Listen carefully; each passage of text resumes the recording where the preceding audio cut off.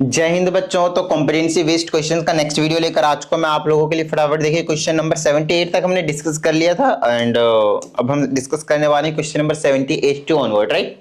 चलिए तो फटाफट स्टार्ट कर देते हैं। इसमें आपके पास एक टेबल दिया है, आप साफ साफ देख सकते हैं, और इसमें कुछ चीजें आपके पास लिखी गई हैं कि सीरियल नंबर तो गोली मारो भाई, आइटम लिखे गए, मार्क प्राइस लिखे गए, क्वांटिटी लिखे गए और साथ ही आपके पास रेट ऑफ जीएसटी लिखे गए। अब इसमें हमसे कुछ कुछ चीजें कही गई है। इस टाइप का क्वेश्चन हमने आपको करवाया हुआ है वन शॉट वाले में भी, और उससे पहले भी मतलब कई बार करवाया ऐसा क्वेश्चन। और इस टाइप का क्वेश्चन आपके पेपर में आने के मैक्सिमम चांसेस होते हैं, मैक्सिमम की बात कर रहा हूं मैं, ठीक है। 100% देखिए, कोई भी टीचर नहीं बता सकता कि डिपेंड करता है भाई जो पेपर सेट कर रहा है उस पर क्या माइंडसेट लेके चल रहा है, क्या पैटर्न देख के चल रहा है। बट ठीक है, मैक्सिमम जो चांसेस होते हैं, हाईली चांसेस, वो उनमें ये वाला जो क्वेश्चन है वो अलाई करता है जीएसटी से। तो देखते हैं, अब इसको ऐसा बना देता हूं, थोड़ा सा इधर कर देता हूं ऐसे करके, क्योंकि अपने को सिर्फ बाकी सब चीजों से मतलब है, इससे मतलब नहीं, ठीक है। अब ध्यान रखेंगे हम सभी चीजों का प्रॉपर तरीके से। देखिए हमारे पास है वेट, इसको और इधर कर देते हैं ऐसे करके, ठीक है। हमारे पास है, देखिए व्हीट फ्लोर आटा है जो कि अनपैक्ड है। अनपैक्ड का क्या मतलब है? पैकिंग नहीं है, पैकेट्स में आपको नहीं मिल रहा है, ये खुला मिल रहा है, ठीक है। और साथ ही कहता है कि 35 रुपीज केजी मिल रहा है, 35 रुपीज, है ना। अब बात आती है ये 35 रुपीज दिया है, लेकिन यहाँ पे पर्टिकुलरली ये बताया नहीं कि पर केजी का यूनिट प्राइस का है ना। तो आपको मैं बता दूं, थोड़ा बहुत मतलब आइडिया से लगा सकते हैं कि 35 रुपीज 5 केजी का मतलब फ्लोर का नहीं हो सकता, 1 केजी का, ऐसा आपको समझना है। 180 रुपीज अगेन आपके पास ये जो मार्क प्राइस है किसका है आपके पास? बासमती राइस को, वो भी आपके पास 1 केजी का ही है आपके पास, ब्रांडेड है, और ये आपके पास साथ ही पैक्ड भी है, पैक्ड है, पैकेजिंग तो और भी ज्यादा कॉस्टली हो गई। तो 180 रुपीज पर केजी है, तो 5 केजी ये भी हम ले रहे हैं। साथ ही आपके पास सर्फ एक्सेल की वॉश डिटर्जेंट है आपके पास, जो कि 220 रुपीज अगेन पर केजी है, और वो हम कितना ले रहे हैं? Y kg. कितना ले रहे हैं? वी आर नॉट मेंशन, यहाँ पे बताया नहीं गया, ठीक है। साथ ही हमसे कुछ रेट ऑफ जीएसटी बोला है कि इसमें X% लगेगा, वही X% आपको निकालना पड़ेगा। इसमें कहता है 5% लगेगा और इसमें कहता है भाई 18% लगेगा, ठीक है भाई, कोई दिक्कत वाली बात नहीं है। अब देखिए क्वेश्चन में हमसे क्या कहा जाता है, इसमें कहा जाता है find the value of x if the total GST on wheat flour and basmati rice is 45। देखिए अब इसमें आपको दो चीजें दिख रही है, एक व्हीट फ्लोर दिख रहा है और एक आपके पास बासमती राइस कहता है। इन दोनों का कहता है जो जीएसटी है वो मिलाकर 45 रुपीज, दोनों का जो जीएसटी है वो आपके पास मिलाकर 45 रुपीज। आई बात समझ में? तो चलो भाई 45 रुपीज कर देते हैं दोनों के जीएसटी को मिलाकर। तो सबसे पहले आप इसको देखिए, कहां गए, टिडिंग टिडिंग करके 35 रुपीज पर केजी है और 5 केजी, तो 5 केजी का अमाउंट कितना हो गया? 35 70, 2 किलो का 70 रुपए और 4 किलो का 140 रुपए, और उसमें आप 35 और ऐड कर दीजिए, कितना हो गया? 175। तो ये इसमें फ्लोर हमने कितने का खरीदा? 175 रुपीज का। कोने में लिखते जाते हैं, स्टार्टिंग से एंड तक जरूरत पड़ेगी। 175 रुपीज का हमने क्या खरीदा? फ्लोर खरीदा है, ठीक है, ओके। अब उसमें X% जीएसटी लग रहा है, तो इसका मल्टीप्लाई में X/100 कर दूंगा। X/100 कर दिया तो इसका जीएसटी निकाल लिया हमने, 175 का जीएसटी निकाल लिया X%।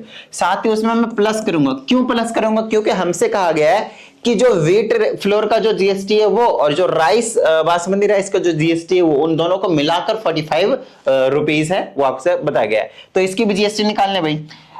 तो 180 रुपीज 1 केजी का, 5 केजी का 900 हो जाएगा, 18 90 और 1 0 और, तो 900। तो 900 का आप कितना निकालोगे मल्टीप्लाई में आप करके? 5%, तो 5/100। और ये टोटल अमाउंट, ये जीएसटी हो गया किसका? व्हीट फ्लोर का, और ये वाले जीएसटी किसकी हो गया आपके पास? बासमती राइस का। दोनों का सम क्या रखा है? सम तो स्पेशली स्पेसिफाई नहीं किया है, लेकिन इतना जरूर बोल रखा है कि GST of wheat flour and basmati rice is 45। What does it mean? इसका मतलब तो यही हुआ भाई कि इसका जीएसटी और इसका जीएसटी मिलाकर 45 रुपीज है। बस आपको यहां से एक्स की वैल्यू निकालनी है, हमारा काम बन गया भाई, देख लीजिए। तो यहां से काटापटी कर दो क्या? 5 से काटता हूं 20 बार में, ठीक है। और अभी ना डायरेक्टली एलसीएम ले लो, दोनों के नीचे 100 है तो बेस्ट हो जाएगा, सबसे अच्छा रहेगा, ठीक है। दोनों के नीचे 100 है तो 100 कर दो, तो ये हो जाएगा 175x, और ये प्लस में हो जाएगा 900 × 5 जो भी है, ठीक है ना, और इज इक्वल टू 45। तो एलसीएम हमने ले लिया, आसान पड़ गया। अब क्या करेंगे? इधर उधर भेज दो तो ये हो जाएगा 175x प्लस 9 × 45 मल्टीप्लाई कर देता हूँ 4500 इज इक्वल टू ये उधर चला जाएगा तो हो जाएगा आपके पास 4500। ठीक है, इसको आप उधर भेज दो तो क्या हो जाएगा आपके पास 175x that will be equal to 0। इसको उसमें से माइनस कर देंगे तो सेम से माइनस करेंगे 0 हो गया है ना। तो यहाँ से x की वैल्यू कितनी निकल गई आपके पास 0, मतलब 0% हो गया। ये 0% का मतलब समझ रहे हैं कि जो व्हीट फ्लोर है जो कि अनपैक्ड था उस पे 0% की जीएसटी लग रही है ना, कोई भी जीएसटी आपके पास नहीं है। बताइए किसी भी तरह की कोई प्रॉब्लम नहीं ना। तो हमने यहां से निकाल दिया x के जगह कितना है अब आपके पास 0%, कोई प्रॉब्लम वाली बात नहीं भी। ठीक, ओके, आइए दूसरे क्वेश्चन की बात करते हैं। Now we have to find the value of y if CGST, remember not GST, CGST paid for the detergent powder is 39.60 rupees. लो भाई, तो ये जो डिटर्जेंट वाला है सर्फ एक्सेल वाला दिख रहा है ना, ये वाला तो इसमें हमसे कहता है कि भाई इसका जो CGST की बात कर रहा है, नॉट SGST और नॉट टोटल GST, राइट। तो देखिए लगा कितना रहा है इसमें 18%, ध्यान से समझिएगा इसमें कितने लग रहे हैं जीएसटी आपके पास 18%। तो इसका जो 9% होगा वो CGST होगा और इसका जो 9% होगा वो आपके पास SGST होगा। आई ना बात समझ में।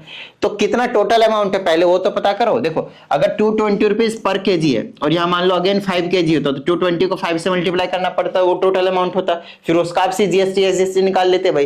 And because we don't know that what is the value of this much KG, so हम क्या करने वाले हैं, इसको y है। अब तो क्या करेंगे आप 220 इंटू y, तो ये आपके पास टोटल अमाउंट आ गया जिसका आपको जीएसटी निकालना है। ठीक है, और जीएसटी कितना आपके पास 18%, लेकिन 18% टोटल जीएसटी है। इसका अगर मैं CGST निकालूंगा तो मल्टीप्लाई में इसका हाफ होता है CGST एंड हाफ होता है SGST, तो 9/100। और ये टोटल अमाउंट किसके इक्वल दे रखा है, देखिए 39.60 रुपीज के इक्वल दे रखा है। ठीक है, चलिए सॉल्व कर देते हैं। 1 0 से 1 0 को कैंसिल कर दीजिए, और मैं तो कहता हूं ना कैंसिल करते तो ज्यादा सही रहता। चलो कोई बात नहीं, कर दिया ठीक है। अब इनको मल्टीप्लाई कर देते हैं। 22 9 198 198 divided by 10 times y is equal to यही वाला 39.60।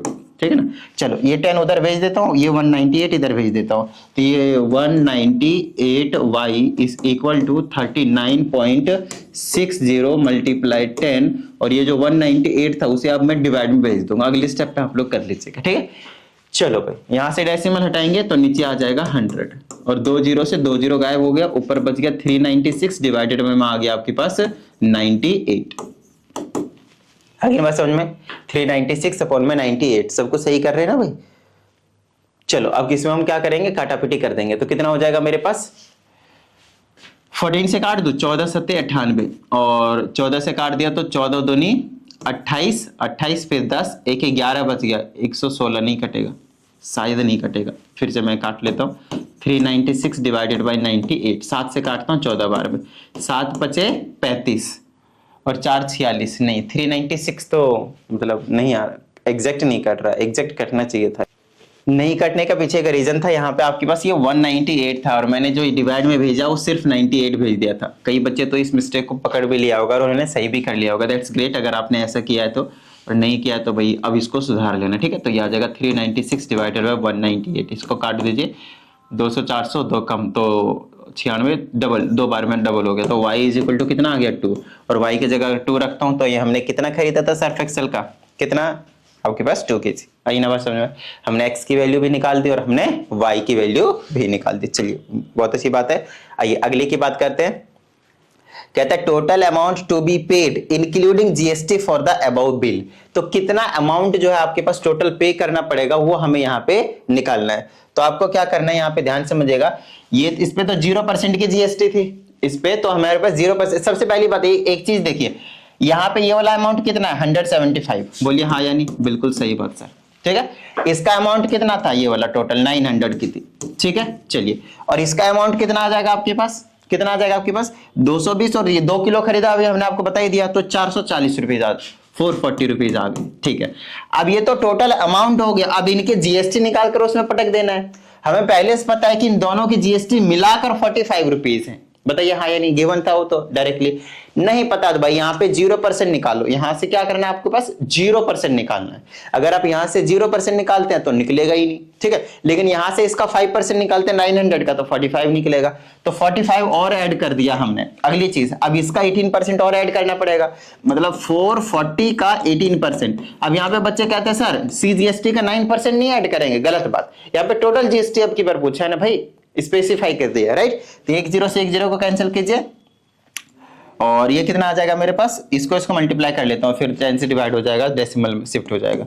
तो 44 मल्टीप्लाई 18, 4 8 32 के 2 बच गए 3, 4 8 32 3 35 मल्टीप्लाई, ये हो गया आपके पास 44, 2 9 4 3 7 792 पॉइंट।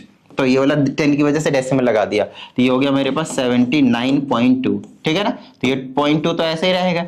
5 5 10 9 19 के 9 बच गए 1, 8 4 12 4 16 और 7 कितना हो गया 23 के 3 बच गए 2, 2 1 3 3 9 12 4 16, 1639 रुपए 20 पैसे। ये टोटल अमाउंट जो है आपके पास बिल का पे करना पड़ेगा। देखिए क्वेश्चन थोड़ा सा लेंदी था, मैं मान सकता हूं, क्योंकि यहाँ पे कई चीजें पूछी गई थी, लेकिन ये अगर आपने सभी चीजें अच्छे से समझ ली है तो फिर कहीं ना कहीं आप समझ लीजिए GST वाले चैप्टर में से आपका जो मार्क्स है वो लूज नहीं होगा। और वैसे भी मैं आपको इस चीज की कहीं ना कहीं मैं 99.99% की गारंटी जरूर दे सकता हूं कि अगर आपने कॉम्पिटेंसी बेस्ड वाले सभी क्वेश्चन अच्छे से कर रहे हैं, सभी चीजें कॉन्सेप्ट आपको अच्छे से क्लियर हो रहा है, तो आपके 80 आउट ऑफ 80 आराम से आ सकते हैं। इसमें कोई बड़ी बात नहीं, बिल्कुल नॉर्मल सी बात है, बिल्कुल ही नॉर्मल सी बात है। आई ना बात समझ में, ठीक है ना। चलिए, तो ये कहानी थी आपके पास इस क्वेश्चन नंबर 78 की। मजा सा आ गया भाई। अब आते हैं हम क्वेश्चन नंबर 79 को करने के लिए। इसमें हमसे कहा जाता है कि Amit deposited ₹600 per month in A recurring deposit account. The bank pays a simple interest of 12%. Then we have to calculate number of monthly installments Amit deposits to get a maturity amount of this much. तो ये maturity value हो गई भाई हमारे पास, साथ ही interest rate आपके पास 12% है, और साथ ही मंथली इंस्टॉलमेंट पर मंथ जो जमा किया जा रहा है ना, वो आपके पास 600 है, मतलब प्रिंसिपल अमाउंट 600 है।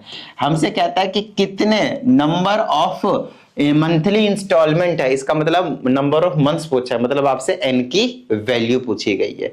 तो हमें पहले से पता है कि इस चैप्टर में, this question is from your या बैंकिंग चैप्टर, इसमें सिर्फ आपको सिर्फ और सिर्फ दो ही फॉर्मूले जो है वो लगाने होते थे। तो अगर दो फॉर्मूले मुझे लगाने हैं, एक होता था मैच्योरिटी वैल्यू का जिसका होता था P मल्टीप्लाई N और प्लस में इंटरेस्ट, फर्स्ट इक्वेशन। दूसरा होता था आपके पास इंटरेस्ट का, जो कि हम निकालते थे कुछ इस तरह से, P multiply N bracket N plus 1/2 multiply 1/12 and multiply rate by 100। आई ना बात समझ में। तो मैं तो कहता हूं सेकंड इक्वेशन का यूज कीजिए, पहले आप इंटरेस्ट निकाल लीजिए और उसकी वैल्यू यहां पे लाकर पटक दीजिए, फिर N की वैल्यू वहां से आपको मिल जाएगी, ठीक है ना। चलो तो निकालना हम शुरू कर देते हैं, या फिर यहां से I की वैल्यू निकाल लीजिए, इसके इक्वल यहां लाकर पटक दीजिए, फिर से निकल जाएगी। तो वो आपकी चॉइस है, कैसे भी कर सकते हैं, घर की बात है, ठीक है। चलिए, तो अगर मैंने मैच्योरिटी वैल्यू के जगह पे 11826 पुट कर दिया और इस इक्वल टू में P इंटू आई, प्रिंसिपल की जगह 600N कर दिया, और प्लस में क्या रख दूंगा मैं यहाँ पे I। अब I कितना है वो हमें नहीं पता, तो I मैं पहले यहां से निकाल लेता हूं, ठीक है ना। तो I is equal to P के जगह पे 600 और इंटू में N, फिर ब्रैकेट में N प्लस 1 और डिवाइडेड बाय में आ जाएगा आपके पास कितना 2, ठीक है। और इंटू में 1/12 एंड इंटू में रेट की जगह कितना है 12%, 12 डिवाइडेड बाय 100। थोड़ा सा काटापीटी कर लेते हैं, 2 0 से 2 0 कट जाएगा, और 2 से इसको मैं 3 बार में काट दूंगा, 3 से इसको मैं 12 से 12 को ही उड़ा दो, ऊपर सिर्फ 3 रहने दो, ठीक है ना। फिर से एक बार मैं काट देता हूँ, क्योंकि शायद इधर उधर थोड़ा सा भी गलती हो गया तो फिर दोबारा से करना पड़ेगा। कितना था आपके पास, प्रिंसिपल के जगह पे 600, फिर N multiply N plus 1 divided by 2 into 1/12 into rate by, मैं रेट के जगह पे 12 रख देता हूँ, 12% था ना, डिवाइडेड बाय 100। 12 से 12 कट गया, 2 0 से 2 0 कट गया, ठीक है ना। 2 से ये 3 बार में कट दिया, सब कुछ सही था। I की जगह आया है 3। अब मल्टीप्लाई कर सकते हैं, ये ब्रैकेट में बन लेगा N का स्क्वायर प्लस N, और आप चाहे तो और मल्टीप्लाई कर सकते हैं, तो I हो जाएगा 3N स्क्वायर प्लस 3N। आई बात समझ में, 3n² प्लस 3n। तो यहाँ पे आई की जगह आप रख सकते हैं 3n² प्लस 3n। कोई प्रॉब्लम वाली बात नहीं भाई, याद रहेगा। चलिए तो ये हो गया आपके पास 3n² और इसको इसको ऐड कर दूंगा तो प्लस का 603n हो जाएगा और ये अंदर आ जाएगा तो माइनस का 11826 इक्वल टू 0। ये आपने बना दिया क्वाड्रेटिक इक्वेशन। अगर हम यहाँ पे अब सॉल्व करते हैं तो n की वैल्यू देखिए, ये बिल्कुल बेसिक क्वेश्चन हो गया ना। आप 3 से डिवाइड कर सकते हैं दोनों साइड, इक्वेशन थोड़ी सी छोटी बन जाएगी। ये हो जाएगी n² प्लस ये हो जाएगा 201n माइनस का 3 3 9 2 3 6 18, 2 बच गया था ना वैसे, तो 3 9 में 27, फिर 1 3 चौके 12, 3 2 नीचे, ये आ जाएगा। यहाँ से आप क्वाड्रेटिक फार्मूला लगा लें अगर आपसे मिडिल टर्म नहीं हो रहा तो कोई दिक्कत वाली बात नहीं है। यहाँ से आप क्या करेंगे, n की वैल्यू निकालेंगे। n की वैल्यू 2 निकलेंगे, एक हो सकता है नेगेटिव आए या फिर फ्रैक्शन में आए तो उसको हटा दीजिएगा और एक जो प्रॉपर इंटीजर वैल्यू आएगी पॉजिटिव वाली उसको आप ले लीजिएगा, पॉजिटिव वाली। तो वो आपके पास नंबर ऑफ मंथ्स होंगे, जनरली 12 22 या फिर 36 ऐसे करके आएंगे आपके पास नंबर ऑफ ईयर्स के लिए, सेम है। तो n की वैल्यू हो गई। फिर कहता है कि total interest paid by the bank. Total interest मतलब i की वैल्यू निकालनी है, तो आप इसमें पुट कर दें n की वैल्यू, आपका इंटरेस्ट पता चल गया। सिंपल, बिल्कुल simple. Next, total amount deposited by him. Total amount deposited by him का क्या मतलब है, उन्होंने टोटल अमाउंट कितना जो है आपके पास डिपॉजिट किया हुआ है, अब वो हमें कैसे पता चलेगा। इसका मतलब देखिए, सबसे पहले कितने मंथ्स के लिए जमा कर रहा है तो n की वैल्यू तो पता चल जाएगी, साथ में हर महीने कितना जमा कर रहा है। तो जो टोटल अमाउंट डिपॉजिटेड होता है ना, वो होता है आपके पास P इंटू एन, की प्रिंसिपल अमाउंट आप कितना जमा कर रहे हो और n मतलब आप कितने मंथ्स के लिए जमा कर रहे हो। तो प्रिंसिपल अमाउंट तो आपके पास पता चल ही जाएगा भाई, और ये आपके पास n आपके पास नंबर ऑफ मंथ्स भी पता चल जाएंगे, है ना। यहाँ से चल गया आपके पास, मल्टीप्लाई करेंगे तो आपका जो टोटल अमाउंट डिपॉजिटेड है वो भी आपको पता चल जाएगा। आई बात समझ में, उड़ा दें इसको। चलिए, ये हो गया आपके पास क्वेश्चन नंबर 79। अब हम बात करेंगे क्वेश्चन नंबर 80 की। तो ऐसे करके धीरे धीरे हम सभी क्वेश्चन को उड़ा देने वाले हैं। आइए, इसमें हमसे कहा जाता है Aman has 500 rupees 100 shares of a company quoted at 120 paying a 10% dividend when the share price rises. बड़ा ही प्यारा क्वेश्चन है भाई। जब भी शेयर प्राइस राइजेस वाला आता है तो वहां पे सेल प्रोसीड्स का एक जो कॉन्सेप्ट है वो आ जाता है, और सेल प्रोसीड ही आपको सिखाता है कि आप लाइफ में किस तरीके से बेनिफिट कर सकते हैं, जहां मतलब किस टाइम पे आपको कौन सा स्टेप लेना है। तो कहीं ना कहीं अगर आप मैथमेटिक्स करते हैं तो अपने लाइफ को भी आप एक तरह से ग्रो करवा रहे होते हैं। आई बात समझ में, ठीक है ना। अब आगे की बात करते हैं। कहते हैं जब प्राइस राइज कर गया 200 का तो उन्होंने सेल कर दिया सभी के सभी शेयर। उसके बाद उसका जो हाफ ऑफ सेल प्रोसीड है, बेचकर जो मिला उसको कहते हैं सेल प्रोसीड, उसको हाफ को यहाँ पे इन्वेस्ट कर दिया है और जो रिमेनिंग था वो आपके पास यहाँ पे इन्वेस्ट कर दिया। थोड़ा सा क्वेश्चन जो है वो लेंथी जाने वाला, थोड़ा सा, बाकी क्वेश्चन बड़ा प्यारा है क्योंकि ये 4 मार्क्स के हैं तो यार नो डाउट थोड़ी सी लेंथी तो मतलब बनता भी है, ठीक है। चलिए, तो सबसे पहले प्यार से देखिए, पहले वाले पार्ट को देखिए। 500 नंबर ऑफ शेयर थे इसके पास, ठीक है। 100 रुपीज का शेयर था, मतलब ये फेस वैल्यू था, और कोटेड एट 120 इसका मतलब ये कि मार्केट वैल्यू है। मार्केट वैल्यू आपके पास 120, ये मैच्योरिटी वैल्यू नहीं है, मार्केट वैल्यू है। चैप्टर के अकॉर्डिंग एमवी का मतलब चेंज हो जाता है। और रेट ऑफ डिविडेंड जो है आपके पास वो 10%। डन है, ओके। अब बाद में इसका जो प्राइस है 120 से कितना हो गया, 200 हो गया। बाद में इसका ना 200 हो गया, तो इन्होंने बेच दिए अपने सभी शेयर्स, तो उनको कुछ ना कुछ सेल प्रोसीड्स मिले हुए होंगे। बोलिए हाँ या नहीं, बिल्कुल सर। तो नंबर ऑफ शेयर्स तो 500 थे और मार्केट वैल्यू आपके पास कितना हो गया, 200 हो गया, ठीक है, ओके। अब कहता है इनको सभी को बेच दिया तो जो टोटल अमाउंट मिलेगा उसी को हम कहते हैं सेल प्रोसीड। तो सेल प्रोसीड उनको कितना मिला वो देख लीजिए, सेल प्रोसीड उनको कितना मिला वो चेक कर लीजिए आपके पास। सेल प्रोसीड का मतलब ही यही होता है वो टोटल अमाउंट जितना आपको मिला है किसी भी आपके पास जितने भी शेयर थे उसको सेल करके। तो 500 शेयर थे और 200 रुपीज का पर शेयर है, बेचा है, तो एक शेयर का 200, तो 500 शेयर का कितना, मल्टीप्लाई कर दो, तो 5 दूनी 10, उसके बाद 2 0 2 0 4 0, 1 2 3 4, तो 1 लाख रुपीज इनका जो सेल प्रोसीड है वो बना है। यहां तक समझ में आ गई, बिल्कुल सिंपल सिंपल चीजें, ओके। अब हमसे कहता है कि इसका जो 50% है, 50%, देखो he invest half of the cell proceed, cell proceed का आधा मतलब 50,000, 50,000 कहां पे इन्वेस्ट किया है, इस वाले पे मतलब यहाँ पे जो इन्वेस्ट कर रहे हैं वो 50,000 और ये जो 50,000 इन्वेस्ट किया जा रहा है उसमें 10 रुपए का शेयर है, एक शेयर 10 रुपए का है, 12% रिटर्न है और 25 रुपए का उनको मिल रहा है। 12% का वही रेट ऑफ डिविडेंड और 25 रुपए का वो शेयर मिल रहा है। और दूसरा जो 50% है मतलब जो half of the cell proceed है वो इस पे इन्वेस्ट किया जा रहा है, इस वाले इंफॉर्मेशन पे। तो अब हमसे क्या पूछा जा रहा है वो देखते हैं पहले। अभी तक तो हमने सिर्फ क्वेश्चन पढ़ा है। हमसे कहता है पहले पार्ट में आप सेल प्रोसीड्स बता दीजिए, वो हमने बता दिया। देखें हमने क्वेश्चन देखा भी नहीं नीचे, सिर्फ हमने इतना, क्योंकि 100% उसकी जरूरत पड़नी ही पड़नी थी तो आपसे पहले ही निकलवा लिया आपसे, तो सेल प्रोसीड्स तो निकलवा चुका है। अब हमसे कहता है investment in rupees 10 12% share eight 25 rupees, तो उसमें इन्वेस्टमेंट कितनी है, इन्वेस्टमेंट इन रुपीज 10 दिस। तो इस वाले कंपनी में जब शेयर को अमाउंट को इन्वेस्ट कर रहे थे तो हमारी इन्वेस्टमेंट कितनी है, तो आपको बता ही दिया 50% इन्वेस्ट कर रहे हैं और 50% इसमें इन्वेस्ट कर रहे हैं, तो 50,000 इसका और 50,000 इसका भी है भाई, खत्म बात, ठीक है, डन। तो एक ही का पूछा है 50% मतलब 50,000 ही है यहाँ पे 1 लाख का, ओके।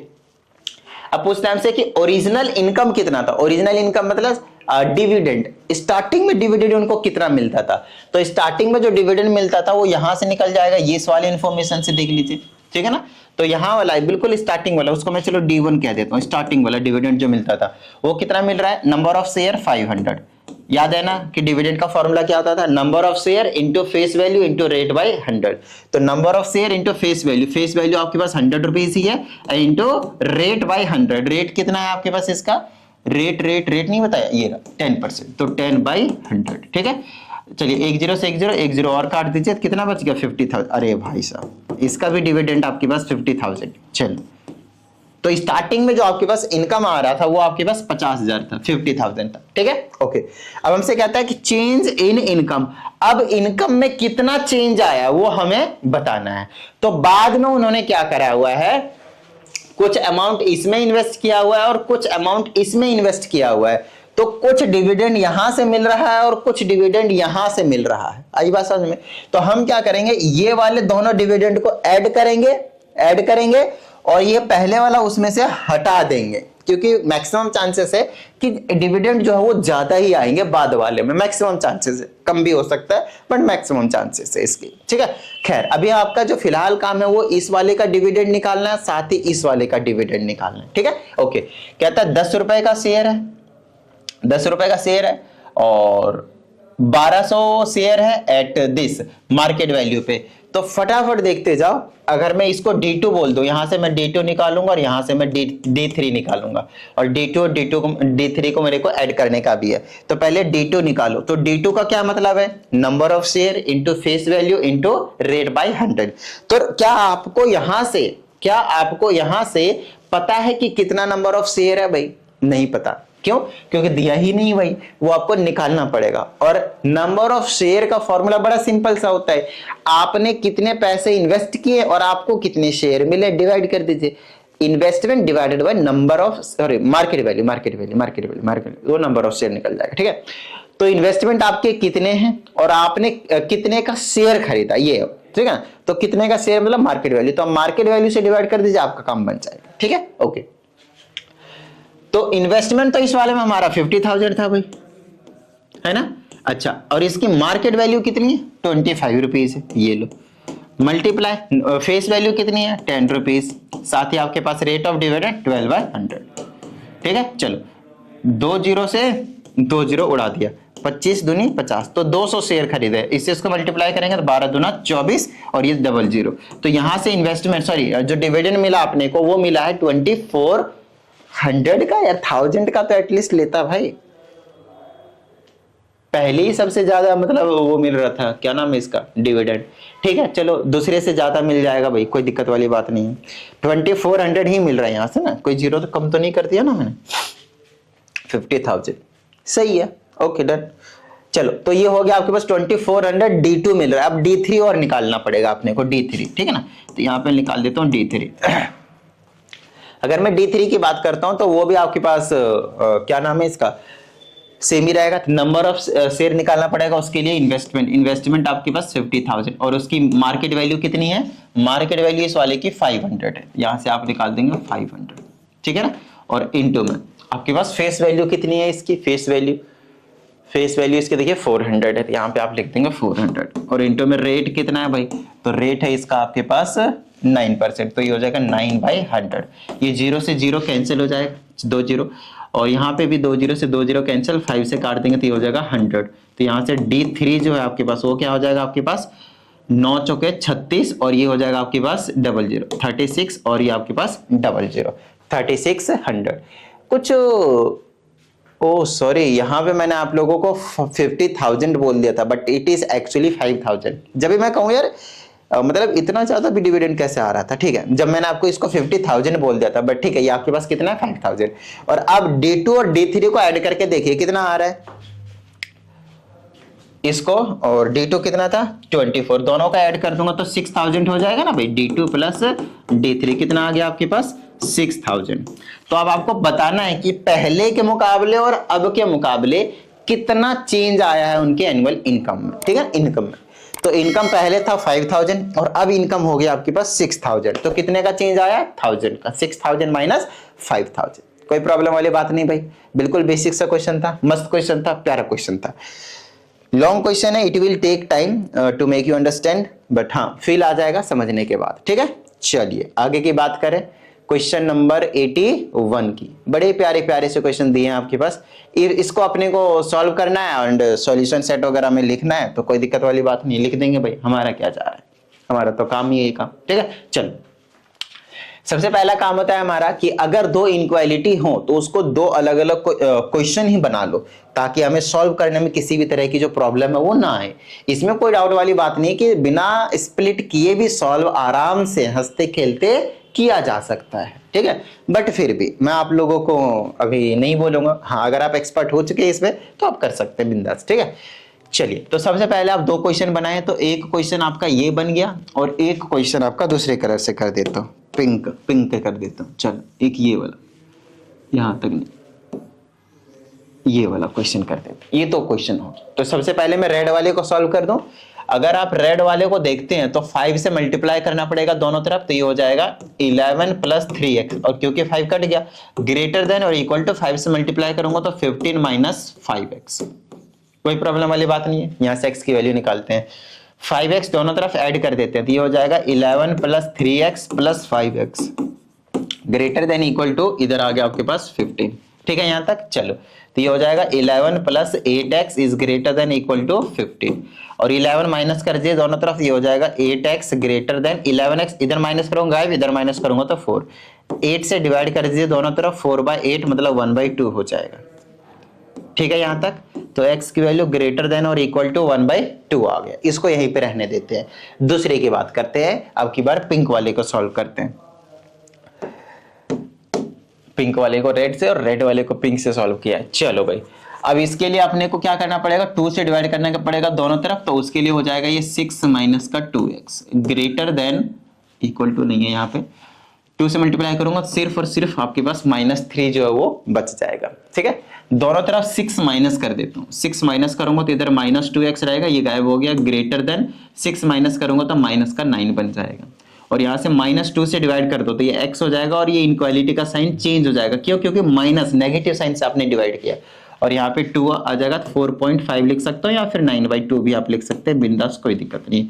अब इसका मतलब तो 0.5 है और इसका मतलब आपके पास 4.5 है, ठीक है। चलिए अब यहाँ पे हमसे कहा गया है कि जो x है वो बिलोंग कर रहा है आपके पास रियल नंबर से, रियल नंबर से बिलोंग कर रहा है आपके पास, मतलब कुछ भी रियल नंबर हो सकता है, ठीक है, डन है,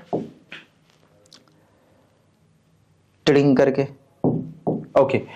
अब क्या कर सकते हैं, इसमें हमसे लिखना है पहला तो सॉल्यूशन सेट, तो आप क्या लिखेंगे, ऐसे लिखेंगे 1/2, और क्योंकि ये इंक्लूडेड है तो आप इसमें लगाएंगे स्क्वायर ब्रैकेट, फिर लगाएंगे आप कॉमा, रियल नंबर है तो इसलिए कॉमा, माइनस 1/2 से लेकर यहां तक मतलब 9/2 तक के सभी वैल्यू ले सकते हैं, और इधर लगाओगे आप छोटी वाली ब्रैकेट, तो ये आपके पास आंसर हो गया। या फिर इसको आप ऐसे लिख सकते हो, सॉल्यूशन सेट लिखना है तो आपको ऐसे ही लिखना पड़ेगा वैसे भी, ठीक है ना, कि कहाँ से लेकर कहाँ तक आपको वैल्यू लेना है। इधर ये इंक्लूडेड है, ये इंक्लूडेड नहीं है, और इनके बीच के सभी वैल्यूज है क्योंकि ये रियल नंबर है। ठीक है, ये वाले ब्रैकेट मत लगा देना, ये वाले ब्रैकेट, क्योंकि इस वाले ब्रैकेट का मतलब हो जाएगा कि आंसर 1/2 एंड 9/2 सिर्फ यही तो है, बट एक्चुअल में ऐसा नहीं है, रियल नंबर इनके बीच के सभी लेने हैं। ठीक है, चलिए अब इसमें हमसे क्या कहा जाता है, represent the solution set on the number line. That's very easy. इसका मतलब है 0.5, इसका मतलब है 4.5।